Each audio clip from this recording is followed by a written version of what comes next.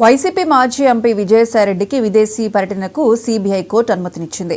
ఇటీవలే రాజ్యసభ సభ్యత్వానికి రాజీనామా చేసి రాజకీయాల నుంచి తప్పుకుంటున్నట్లుగా ప్రకటించిన విజయసాయిరెడ్డి విదేశీ పర్యటనకు వెళ్లేందుకు సీబీఐ కోర్టులో అనుమతి కోరుతూ పిటిషన్ దాఖలు చేశారు.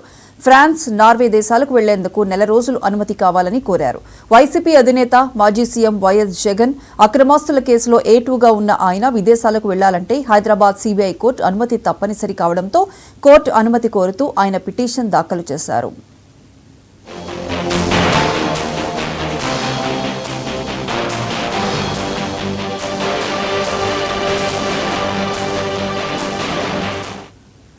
విజయసాయిరెడ్డి పిటిషన్ను విచారించిన సీబీఐ కోర్టు 15 రోజుల పాటు మాత్రమే సీబీఐ కోర్టు అనుమతినిచ్చింది. ఫిబ్రవరి 10 నుంచి మార్చి 10 లోపు 15 రోజుల పాటు ఎప్పుడైనా విదేశీ పర్యటనకు వెళ్లొచ్చునన్న సీబీఐ కోర్టు విజయసాయిరెడ్డికి సూచించింది. అంతకుముందు విజయసాయిరెడ్డి విదేశీ పర్యటన అనుమతి పిటిషన్కు సీబీఐ కౌంటర్ దాఖలు చేసింది. విజయసాయిరెడ్డి విదేశీ పర్యటనకు అనుమతి ఇవ్వొద్దని సీబీఐ న్యాయస్థానాన్ని కోరింది. అయితే విజయసాయిరెడ్డి తరపు న్యాయవాదులు ట్రయల్ కోర్టులో గతంలో విదేశీ పర్యటనకు అనుమతి ఇచ్చిన విషయాన్ని కోర్టు దృష్టికి తీసుకొచ్చారు. విజయసాయిరెడ్డి ఫారిన్ టూర్కు పర్మిషన్ ఇవ్వాలని న్యాయస్థానానికి విజ్ఞప్తి చేశారు. ఇరు వర్గాల వాదనలు విన్న సీబీఐ కోర్టు తీర్పు రిజర్వ్ చేసి ఈ రోజు 15 రోజుల పాటు విదేశీ పర్యటనకు అనుమతినిస్తూ తీర్పు వెల్లడించింది. దీంతో విజయసాయిరెడ్డికి బిగ్ రిలీఫ్ లభించినట్లయింది.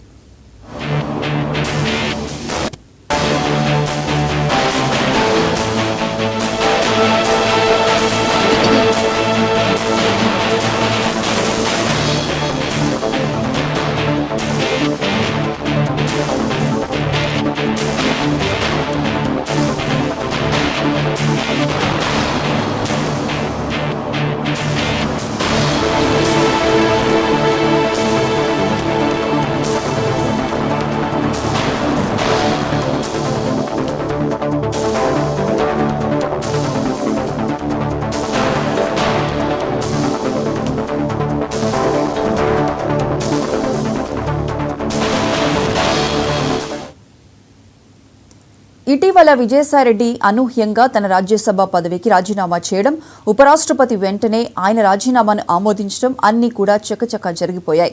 విజయసాయిరెడ్డి రాజీనామాపై పార్టీ శ్రేణులు షాక్కు గురయ్యారు. జగన్ లండన్ పర్యటనలో ఉన్న సమయంలో విజయసాయిరెడ్డి రాజీనామా చేయడం చర్చనీయాంశమైంది.